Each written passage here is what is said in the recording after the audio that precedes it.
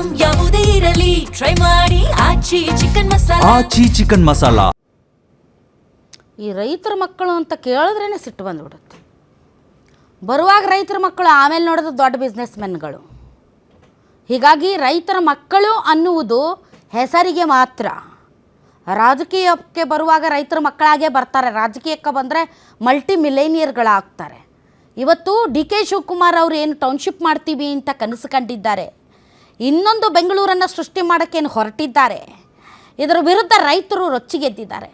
ರೈತರು ರೊಚ್ಚಿಗೆದ್ದರೂ ಪರವಾಗಿಲ್ಲ, ನಾನು ಮಾಡೇ ಮಾಡ್ತೀನಿ ಅಂತ ಡಿ.ಕೆ. ಶಿವಕುಮಾರ್ ಅವರು ಹೊರಟಿದ್ದಾರೆ. ಅದಕ್ಕೆ ವಿರೋಧವಾಗಿ ಈಗ ಪ್ರತಿಪಕ್ಷಗಳು ಹೋರಾಟಗಾರರ ಪರವಾಗಿ ನಿಂತಿವೆ. ಇದು ವರದಾನವೋ ಶಾಪವೋ ಗೊತ್ತಿಲ್ಲ. ಯಾಕೆ ಅಂದರೆ ರೈತರ ಹೋರಾಟ ಪಕ್ಕಾ ಪೊಲಿಟಿಸೈಸ್ ಆಗ್ತಾ ಇದೆ. ಹೀಗಾಗಿ ಪೊಲಿಟಿಕಲ್ ಪಾರ್ಟಿಗಳ ಎಂಟ್ರಿ ಎಷ್ಟರ ಮಟ್ಟಿಗೆ ಸರಿ ಅಂತ ರೈತರ ಪ್ರಶ್ನೆ ಮಾಡ್ಕೊಳ್ಳೋಂಗಾಗಿದೆ. ಯಾಕೆಂದರೆ ಫುಲ್ ಡೈವರ್ಟ್ ಆಗ್ತಾ ಇದೆ ಇಶ್ಯೂ. ಈ ಡೈವರ್ಷನ್ ಏನಿದೆ ಅದು ರೈತರಿಗೆ ಒಳ್ಳೆಯದಲ್ಲ. ಈ ಬಗ್ಗೆ ಮಾತಾಡೋದಕ್ಕೆ ನಮ್ಮೊಂದಿಗೆ ಅತಿಥಿಗಳಿದ್ದಾರೆ. ಬನ್ನಿ ಅವ್ರನ್ನ ವೆಲ್ಕಮ್ ಮಾಡೋಣ. ನಮ್ಮೊಂದಿಗೆ ಇದ್ದಾರೆ ಬಿಜೆಪಿಯ ವಕ್ತಾರರಾದಂಥ ದಿಲೀಪ್ ಅವರು. ಸರ್, ತಮಗೆ ವಿಶೇಷ ಕಾರ್ಯಕ್ರಮಕ್ಕೆ ಸ್ವಾಗತ. ಕಾಂಗ್ರೆಸ್ ವಕ್ತಾರರಾದಂಥ ಚಾಂದ್ ಪಾಷಾ ಇದ್ದಾರೆ. ಸರ್, ತಮಗೂ ಸ್ವಾಗತ. JDS ವಕ್ತಾರರಾದಂತಹ ಪ್ರದೀಪ್ ಅವರು ನಮ್ಮೊಂದಿಗಿದ್ದಾರೆ. ಪ್ರದೀಪ್ ಅವರೇ, ತಮಗೂ ಕೂಡ ವಿಶೇಷ ಕಾರ್ಯಕ್ರಮಕ್ಕೆ ಸ್ವಾಗತ. ಚಾಂದ್ ಪಾಷಾ ಅವರೇ, ಬ್ಲೂ ಫಿಲಮ್ಸ್ ಮಾಡೋದು, ಪೋಸ್ಟರ್ ಹಾಕೋದು ಕೈಯಲ್ಲಿ ಬಿಟ್ಟೋಗಿದೆ ಅಂತ ಅನ್ಕೊಂಡಿದ್ವಿ. ಮುಖ್ಯಮಂತ್ರಿಗಳಾದರೂ ಅದು ಬಿಟ್ಟೋಗಿಲ್ಲ. ಒಂದು ಸ್ವಲ್ಪ ಸ್ಟ್ಯಾಂಡರ್ಡ್ ಬೇಕು ಅಂತ ಕುಮಾರಸ್ವಾಮಿ ಅವರು ಇವತ್ತು ಹೇಳ್ತಾ ಇದ್ರು. ಇದೇನಿದು ಬಿಡದಿ ಹೋರಾಟ? ಇದು ಪೊಲಿಟಿಕಲ್ ವಾರ ಅಥವಾ ರೈತರ ಹೋರಾಟನ ಸರ್ ಇದು? ಅದೇ ನಮಗೂ ಅರ್ಥ ಆಗ್ತಿಲ್ಲ ಮೇಡಮ್. ಒಬ್ಬ 2 ಬಾರಿ ರಾಜ್ಯದ ಮುಖ್ಯಮಂತ್ರಿಯಾಗಿ ಯಾರದು ಪೋಸ್ಟ್ ಹಾಕಿದ್ ನೀವಾ? ನಮಗೇನ್ ಬೇರೆ ಕೆಲಸ ಇಲ್ವಾ ಮೇಡಮ್? ನಮಗೇನ್ ಬೇರೆ ಕೆಲಸ ಇಲ್ಲ. ಬೇರೆ ಕೆಲಸ ಇದ್ದಂಗಿಲ್ಲ. ಈ ಪೋಸ್ಟರ್ ಗಳೇನು JDS ಅವ್ರು ತಮಗ್ ತಾವೇ ಮಾನ ಮರ್ಯಾದೆ ತಕ್ಕತಾರ, ಬಿಜೆಪಿ ಅವ್ರು ತಮಗ್ ತಾವೇ ಮಾನ ಮರ್ಯಾದೆ ತಕ್ಕತಾರ? ಈ ಕಿಲೋಮೀಟರ್ ಅಭಿರುಚಿ ಯಾಕೆ ನಿಮ್ ಕಾಂಗ್ರೆಸ್ ಅವರಿಗೆ? ನಮ್ಮ ಕಾಂಗ್ರೆಸ್ ಅಭಿರುಚಿ ಯಾಕೆ ಅಂತ ನೇರವಾಗಿ ಕೇಳ್ತಾ ಇದ್ದೀರಿ ಮೇಡಮ್. ಹೌದು, ಯಾಕಂದ್ರೆ ಕುಮಾರಸ್ವಾಮಿ ಅವರು ಆರೋಪ ಮಾಡ್ತಾ ಇದಾರಲ್ಲ. ಕುಮಾರಸ್ವಾಮಿ ಅವರಿಗೆ ನನ್ನ ತಿಳಿದ ಮಟ್ಟಿಗೆ 2 ಸಾರಿ ಮುಖ್ಯಮಂತ್ರಿಗಳಾಗಿದ್ರು, ಇವತ್ತು ಕೇಂದ್ರದ ಮಂತ್ರಿಗಳಾಗಿದ್ದಾರೆ. ಅವರ ಬಾಯಲ್ಲಿ ಇಂತ ಮಾತುಗಳು ಬರಬಾರ್ದು. ಮತ್ತೆ ಪೋಸ್ಟ್ ಹಾಕಿದ್ದ ಯಾರು ಸ್ವಾಮಿ? ಪೋಸ್ಟ್ ಹಾಕಿದ್ರೆ ರೈತರು ಹಾಕಿರ್ಬೋದು, ಪರವಾಗಿರುವಂತ ರೈತರು ಹಾಕಿರ್ಬೋದು. ರೈತರು ದಯವಿಟ್ಟು ನಮ್ಮ ರೈತರನ್ನ ಮಾತ್ರ ಈ ಕೀಳುಮಟ್ಟದ ಅಭಿರುಚಿಗೆ ಅವ್ರನ್ನ ಟ್ಯಾಗ್ ಮಾಡಬೇಡಿ. ಮಾಡೋದೆಲ್ಲ ಹೊಲಸು ರಾಜಕೀಯ, ಹೊಲಸು ರಾಜಕೀಯದ ಪರಮಾವಧಿ ಇದು. ರೈತರ ಗಂಟು ಹಾಕ್ಬೇಡಿ ದಯವಿಟ್ಟು, ನಾನು ಹೇಳ್ತಾ ಇದ್ದೀನಿ. ಇದು ಇದೆಯಲ್ಲ ಈ ಪ್ರಾಜೆಕ್ಟ್, ಇದು ಸರ್ಕಾರ ಮತ್ತು ರೈತರ ಮಧ್ಯೆ ಘರ್ಷಣೆ ಅಲ್ಲ. ಇದು ರೈತರು ವರ್ಸಸ್ ರೈತರು, ಪರಾನು ಇದ್ದಾರೆ, ವಿರೋಧನೂ ಇದ್ದಾರೆ. ಅದನ್ನ ಯೋಚನೆ ಮಾಡಿ. ಪೋಸ್ಟ್ ಹಾಕಿದ ತಕ್ಷಣ ನೀವು ಕಾಂಗ್ರೆಸ್ ನೀವು ಕಾಂಗ್ರೆಸ್ ಪಕ್ಷದ ಕಡೆ ಬೆರಳು ತೋರಿಸೋ ಹಾಗಿಲ್ಲ. ಅದೇಂಗ್ರಿ ಸರ್, ಕೊಡೋರು ಕೊಡ್ತಾರೆ, ಕೊಡೋರನ್ನ ಕೊಡಬೇಡಿ ಅಂತ ರೈತರು ಹೇಳ್ತಿಲ್ಲ. ಮತ್ತು ಯಾರಿಗೆ ಕೊಡಕ್ ಇಷ್ಟ ಇಲ್ಲ ಅವ್ರನ್ನ ಕೊಡ್ತಾ ಇರೋ ರೈತರು ಹೇಟ್ ಮಾಡ್ತಾ ಇಲ್ಲ. ಅವ್ರ ಮಧ್ಯೆ ಜಗಳ ಹಚ್ಚಿ ತಮಾಷೆ ನೋಡ್ಬೇಡ್ರಿ ದಯವಿಟ್ಟು. ಇಲ್ಲ, ದಯವಿಟ್ಟು ರೈತರು ರೈತರು ಅಂಡ್ ಸರ್ಕಾರ ಸಂಬಂಧ ಸರ್ಕಾರಕ್ಕೆ ಜಮೀನು ಅಂತ ಹೇಳ್ತಾ ಅದಿಲ್ಲ ಅಂತ ಹೇಳಿ ಕೇಳುವಂತಹ ಪ್ರಶ್ನೆ ನೇರವಾಗಿ ಅದು ನಮ್ಮ ಪಕ್ಷವನ್ನ ಬೆರಳು ಮಾಡಿ ತೋರಿಸ್ತಾ ಇದೆ. ಅದನ್ನ ನಾನು ಒಪ್ಪೋದಿಲ್ಲ. ಮೊದಲನೇದಾಗಿ ನಾನು ಹೇಳೋದಾದ್ರೆ, ನಾವು ರೈತ ವಿರೋಧಿ ಸರ್ಕಾರ ಅಲ್ಲ, ರೈತ ವಿರೋಧಿ ಕಾಂಗ್ರೆಸ್ ಪಕ್ಷ ಅಲ್ಲ. ನಾವು ರೈತರ ಪರ. ನಾವು ರೈತರ ಪರ ಮೇಡಮ್. ಇದು ನಮ್ಮ ಕನಸಿನ ಕೂಸ, ನಾವು ಮಾಡಿದ್ದ ಕನಸಿನ ಕೂಸಿಗೆ ನೀವ್ಯಾಕೆ ಅಪ್ಪ ಅಜ್ಜಿ ಮತ್ತೆ ಒಂಥರ ಏನೋ ಅಂತಾರಲ್ಲ, ಏನ್ ಹೇಳ್ತಾರೆ, ಏನದು ಅನೈತಿಕ ತಂದೆ ತಾಯಿಗಳು ಯಾಕಾಗಬೇಕು? ಅನೈತಿಕ ತಂದೆ ತಾಯಿ ಕಾಂಗ್ರೆಸ್ ಸಂಬಂಧನೇ ಇಲ್ಲ.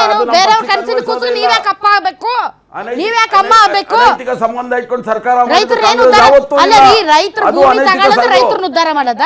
ಅದನ್ನ ರೈತರು ಭೂಮಿ ತಗೊಳ್ಳೋದು ರೈತರು ಉದ್ಧಾರ ಮಾಡದ? ರೈತರು ತಾವಾಗೆ ಕೊಡ್ತೀವಿ ಅಂತಿದಾರಲ್ಲ, ಕೊಡೋರ್ಗೆ ಏನ್ ಹೇಳ್ತಾ ಇದ್ದೀರಿ? ಕೊಡೋರ್ಗೆ ಏನ್ ಹೇಳ್ತಾ ಇದ್ದೀರಿ? ಅರೆ ಯಾಕೆ ಬಿಟ್ಟಾಕ್ಬೇಕು? ಯಾಕೆ ಬಿಟ್ಟಾಕ್ಬೇಕು? ಅರೆ ನೀವು ನೋಡಿ ಮೇಡಮ್, ಚಾಂದ್ ಪಾಷಾ ಅವರೇ, ಕೊಡೋರು ಕೊಡ್ತಾರೆ, ಓಕೆ ಫೈನ್. ಕೊಡದೇ ಇರೋರ ಬಗ್ಗೆ ಮಾತಾಡಿ. ಇವಾಗ ಬಂದಿರೋ ಹೋರಾಟ ಕೊಡದೇ ಇರೋರು ಹೋರಾಟ ಮಾಡ್ತಾ ಇರೋದು. ಇವತ್ತು ರಾಜ್ಯ ಸರ್ಕಾರದ ಮಾನ ಮರ್ಯಾದೆ ಹರಾಜಾಗ್ತಾ ಇರೋದು ಕೊಡದೇ ಇರೋ ರೈತರ ಒಂದು ಹೋರಾಟದಿಂದ. ಅವ್ರ ಬಗ್ಗೆ ಮಾತಾಡಿ. ಮಾತಾಡ್ತೀನಿ ಅಂದ್ರೆ ಇದು ವಾದನೆ ಅಲ್ಲ. ಇದೇನ್ರಿ ಕೊಡೋರ್ ಬಗ್ಗೆ ಹೇಳ್ತೀನಿ ಅಂದ್ರೆ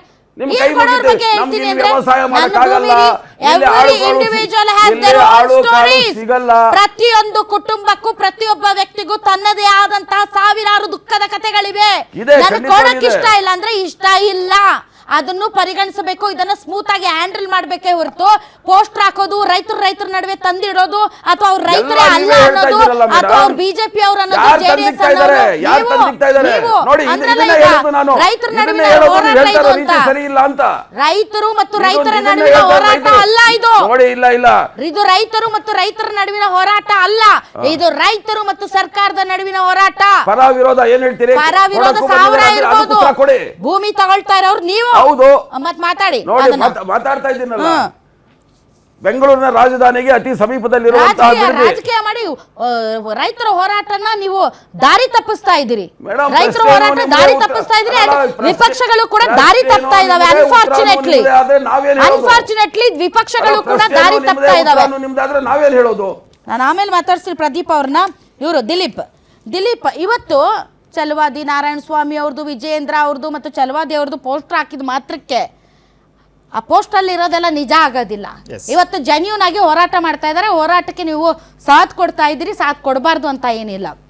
ಬಟ್ ನೀವು ಮಾಡ್ತಾ ಇರುವಂಥ ಈ ಸಪೋರ್ಟು ಇಡೀ ಇಶ್ಯೂನೇ ಡೈವರ್ಟ್ ಮಾಡಿ ರೈತರಿಗೆ ಅನಾನುಕೂಲ ಆಗೋ ಲೆವೆಲ್ಗೆ ಇದನ್ನ ದಿಕ್ಕು ತಪ್ಪಿಸ್ಲಾಗ್ತಾ ಇದೆ ಅನ್ನೋ ಅರಿವು ಕೂಡ ಪ್ರತಿಪಕ್ಷಗಳಿಗೆ ಬೇಕು ನಿಜವಾಗ್ಲೂ. ಅಲ್ಲ ಇಲ್ಲ ನೋಡಿ, ಇವತ್ತು ನಾನು ಮಾನ್ಯ ಕಾಂಗ್ರೆಸ್ ವಕ್ತಾರಲ್ಲಿ ಕೇಳ್ಕೊತೀನಿ, ಬೈರವಂಗ್ಲ, ಹೊಸೂರು, ಕಂಚಗಾರನಹಳ್ಳಿ ಈ 3 ಗ್ರಾಮಗಳಿಗೆ ದಯಮಾಡಿ ನೀವು ಒಂದ್ಸಲ ಹೋಗಿ ಭೇಟಿ ನೀಡಿ. ಯಾಕೆಂದರೆ ನೀವು ಮಾತಾಡಬೇಕಾದ್ರೆ ನಾನು ಕೇಳಿಸ್ಕೊಂಡೆ, ಅಲ್ಲೇನು ಬೆಳಿಲಿಕ್ಕಾಗಲ್ಲ, ಆಳು ಕಾಳು ಸಿಗಲ್ಲ ಅಂತೇಳಿ ರೈತರುಗಳು ಕೇಳ್ಕೊತಾ ಇದ್ದಾರೆ.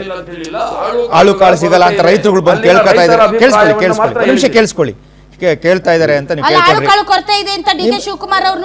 ಬಂದು ಕೇಳಿದರೆ ಅಂತ ನೀವು ಹೇಳ್ತಾ ಇದ್ದೀರಿ. ನೀವು ಒಂದ್ಸಲ ಆ ಜಾಗಕ್ಕೆ ಹೋಗಿ ಸರ್. ಯಾಕೆಂದ್ರೆ ನಾನು ಒಬ್ಬ ಒಕ್ಕಲಿಗನ ಮಗ ಸರ್. ಒಕ್ಕಲುತನ ಮಾಡೋದು ಎಷ್ಟು ಕಷ್ಟ ಅಂತ ನಮ್ಗೆಲ್ಲರಿಗೂ ಗೊತ್ತಿದೆ ಸರ್. ನೀವು ಆ ಜಾಗಕ್ಕೆ ಹೋಗಿ ನೋಡಿ ಎಷ್ಟು ಚಂದವಾಗಿದೆ, ಯಾವ ರೀತಿ ಬೆಳೆ ಅಲ್ಲಿ ಒಂದೇ ಒಂಚೂರು ಕೆಂಪು ಭೂಮಿ ಸಿಗಲ್ಲ ಸರ್. ಸಂಪೂರ್ಣವಾಗಿ ಹಸಿರು ಭೂಮಿನೇ ಇರ್ತಕ್ಕಂಥದ್ದು, ಎಲ್ಲ ಸಂಪೂರ್ಣವಾಗಿ ತುಂಬ ಅಚ್ಚುಕಟ್ಟಾಗಿ ಬೆಳೆದಿರ್ತಕ್ಕಂಥ ಜಾಗನೇ ಇರೋದು. ಅಲ್ಲಿ ಖಾಲಿ ಜಾಗ ಇಲ್ವೇ ಇಲ್ಲ. ನೀವು ನೋಡಿ, ಏನ್ ಬೇಕಾದ್ರೂ ಕೊಂಡ್ಕೋಬಹುದು, ಅನ್ನ ಕೊಂಡ್ಕೊಳಕ್ ಆಗಲ್ಲ ಸರ್, ರೈತರು ಕೊಂಡ್ಕೊಳ್ಲಿಕ್ಕೆ ಆಗಲ್ಲ. ನೀವು ಚಿಕ್ಕಬಳ್ಳಾಪುರ ಅಥವಾ ಕೋಲಾರ ಕಡೆ ಹೋಗಿ ನಿಮ್ಗೆ ಏನೂ ಬೆಳಿಲಿಕ್ಕೆ ಆಗಲ್ಲ ಅಂತ ಜಾಗಗಳಿದೆ.